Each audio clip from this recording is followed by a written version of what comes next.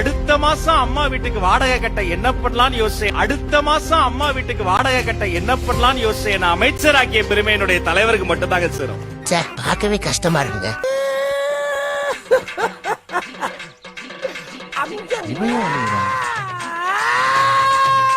இப்படி ஒரு ஏழை நான் பார்த்தது. அதே ஒரு எந்த மாதிரி ஒரு ஏழைனா நவீன ஏழை. எந்த அளவுக்கு நவீன ஏழைனா இப்ப நான் சொல்றேன் பாருங்க. இவரோட சொத்து மதிப்பே 2 கோடி ரூபாய் பக்கம் இருக்கு. அது போக 54 லட்சம் மதிப்புள்ள தங்க நகைங்க இருக்கு. 7 லட்சம் ரூபாயில ஒரு கார் இருக்கு. மறுபடியும் ஒரு 5 லட்சம் ரூபாய் மதிப்புள்ள வெள்ளி நகைங்க இருக்கு. ஏழை ஒரு என்ன ஏழை?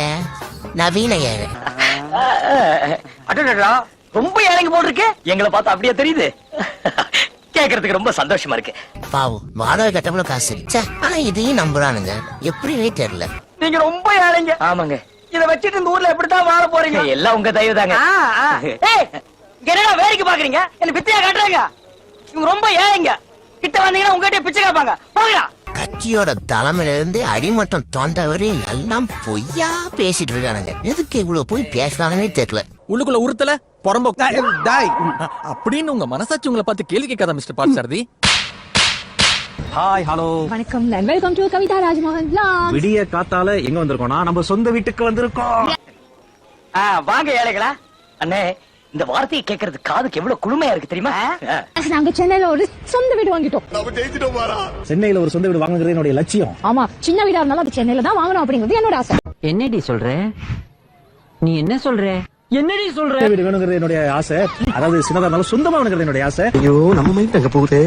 நாம இன்னைக்கு பார்க்க போறது என்னுடைய சொந்த வீடு. வீட்டுக்கு பேரு பகத்சிங் இல்லம்னு வச்சிருக்கேன். பையன் பேரு. அடுத்த மாசம் அம்மா வீட்டுக்கு வாடகை கட்ட என்ன பண்ணலாம்னு யோசிச்சேன். அப்புறம் தான் எனக்கு தெரிஞ்சதுங்க அவங்க என்ன ஏமாத்தி இருக்காங்கன்னு. அடுத்த வீட்டுக்கு என்னோட பேர் வைப்பாங்க. அடுத்த வீட்டுக்கு 2வது பையன் பேர் தீரநிலம். சரி, நாங்க பெருசா ஒரு பேலஸ் எடுப்போம். எனக்கெல்லாம் சின்ன வீடு வேணும். ரொம்ப பெரிய வீடு. அதுக்கு கவிதாவை பேர். அதுக்கு எங்க அம்மா பேர் தனலட்சுமி இல்லம். அப்ப எதுக்குதான் என் பேர் வைப்பீங்க? அதுக்கு அடுத்த ஒரு வீடு இருக்குல்ல, அதுக்கு ராஜ்பவன். நான் உன சொன்னா என்ன தப்பா நினைச்சிக்க மாட்டேன். நானும் எவ்வளோ பேர் டிராவல் பண்ணிட்டேன்டா. ஆனா உன்ன மாதிரி கேவலமான ஒருத்தனை பார்த்ததே இல்லடா. எங்கெல்லாம் பார்த்தா உங்களுக்கு என்ன லூசு டேஷ் மாதிரி தெரியாதா? நாங்கெல்லாம் பைத்தியக்காரன். எங்களுக்கு எல்லாம் ஒண்ணுமே தெரியாது.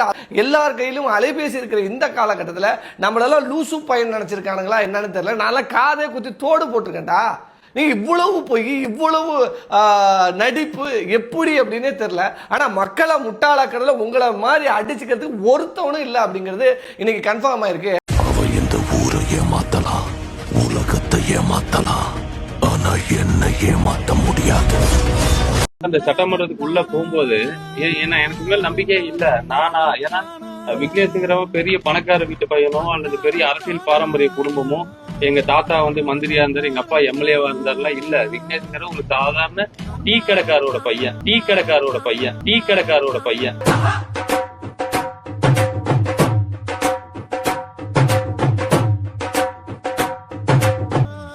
அந்த கடையில எங்க அம்மா வேலை செஞ்சு தந்த ஒரு பையனுக்கு இப்படி ஒரு வாய்ப்பு வரும்போது இது வரலாறு ஏதோ சொல்ல வருது. இந்த காலம் இந்த மண்ணுக்கு ஏதோ சொல்ல வருது. நல்லா இருப்படா போடா. ஒன்னெல்லாம் ஒண்ணும் பண்ண முடியாது. இளவரசர் உதய் அவர்களே,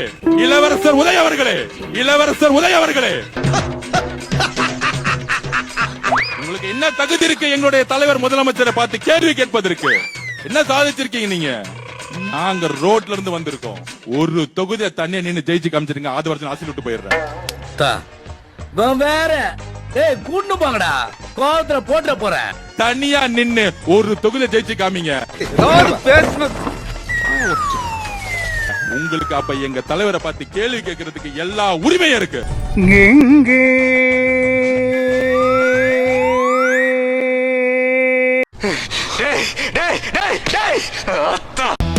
பலத்த குறிகளை ஏற்கனவே பொழந்திருக்கேன். இப்போ பஞ்சாயத்தை துவங்குறதுக்கு வந்திருக்கேன்.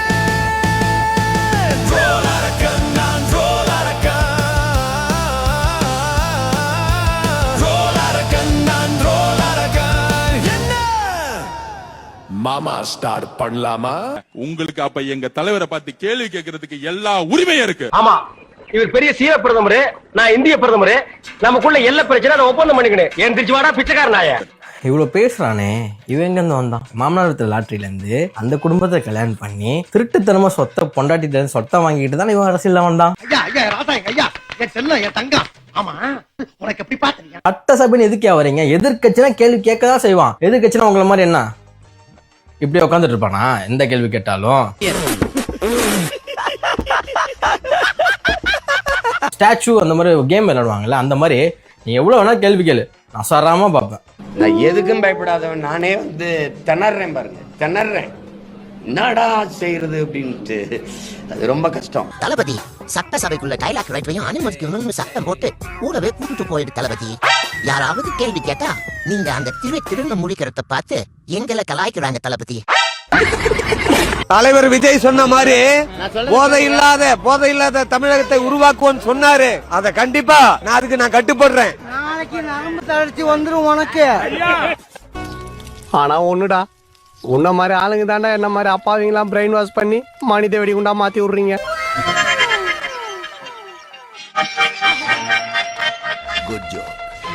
நீ குடியா விட்டினா உனக்கு நாளைக்கு கை கால் இழுத்துக்கும். கை உதறான். ஐயோ அட தற்கூரி நாயங்களா, ஏன்டா இந்த மாதிரி அநியாயம் பண்றீங்க? ஆனா விஜய் நல்லதான் செய்யறாரு, செஞ்சாலும் அவர் நன்மை செய்யறாரு, எல்லாம் பண்றாரு. ஆனா எங்களுக்கு காலையில ஒரு 12 மணினா கைகாலெல்லாம் இழுத்துடு சாமி, பார்த்து நிதானிச்சு கடவுளே ஆண்டவரே. யாரா நீ? இவ்வளவு பெரிய ப்ராப்ளம்டா, வேற ஒன்னா இருந்தா வெடவெடுத்து போயிருப்பான். அப்படி ரன்னிங்ல சால்வ் பண்ண பாருங்க.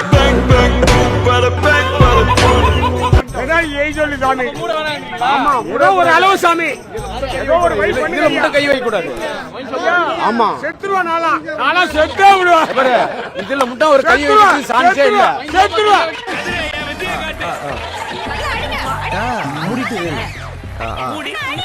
அண்டை அயல் நாட்டால பேச ஆரம்பிச்சிட்டாங்கன்னா இலங்கையில பாருங்க, யாழ்ப்பாணத்தை தரேன், கச்சத்தீவியம் தரேன்றாங்க. வேணும் தெரியல. அப்ப அவர் எப்படிப்பட்ட மனுஷன்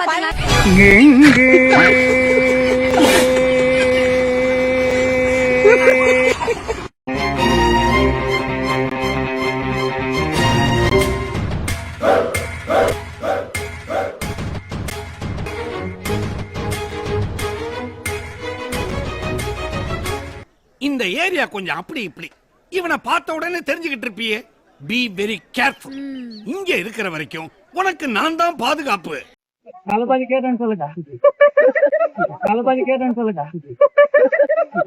அம்மி அம்மா அம்மா நீ எங்க அம்மா?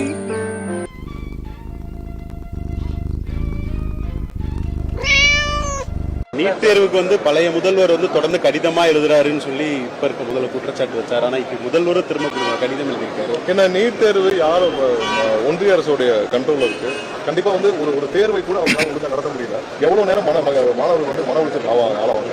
ஒவ்வொரு நாளும் மாணவர்கள் வந்து மிகப்பெரிய மன உளைச்சல். ஏன்னா இந்த தேர்வே பெரிய கட்டமா இருக்கு. இந்த தேர்வை வந்து இவங்க ஒரு தடவை நடத்தி முடிச்சு திரும்பவும் தேர்வு வைக்கிறாங்க. அதுக்கும் திரும்ப ப்ரிப்பேர் பண்ணோம். இது மிகப்பெரிய ஒரு வியாபாரமாகவும் இந்த நீட் தேர்வு வந்து மிகப்பெரிய வியாபாரமா மாறி இருக்கு. சேதுராமன் எம்ஏ பிலாசபி நம்ம ஒண்ணு கேட்டா நம்மள அசர வைக்கிற மாதிரி ஒரு பதில் சொல்வார் பாரு, அது நமக்கு இங்க புரியாது, வீட்டுக்கு போனா தான் புரியும். சில பேர் பதில் தெரியாமலே பயந்து ஓடி இருக்காங்க. MA philosophy. நாங்க தான் மினிஸ்டர். மினிஸ்டர்னா நீங்க தான் தமிழ்நாட்டை ஆள போறீங்களா? பின்ன ஜெயிச்சவன் தான் ஆளுவான், தோத்தவனா ஆளுவான். பழைய திட்டத்தை அப்படியே காப்பி அடிச்சு உங்களுக்கு செய்ய போறேன். உனக்கு என்ன குறை?